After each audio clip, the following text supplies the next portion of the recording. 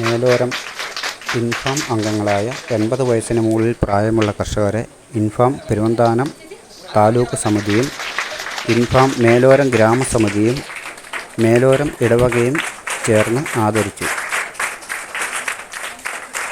പൊന്നാടയും കിരീടവും മൊമെൻ്റോയും മറ്റ് സമ്മാനങ്ങളും നൽകിയാണ് അവരെ ആദരിച്ചത്.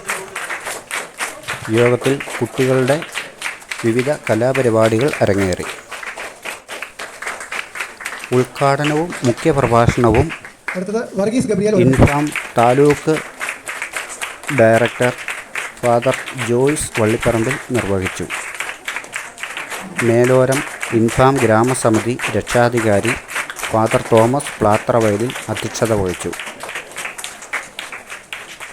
പ്രസ്തുത യോഗത്തിൽ താലൂക്ക് സമിതി എക്സിക്യൂട്ടീവ് അംഗങ്ങളും മേലോരം ഗ്രാമസമിതി എക്സിക്യൂട്ടീവ് അംഗങ്ങളും പങ്കെടുത്തു.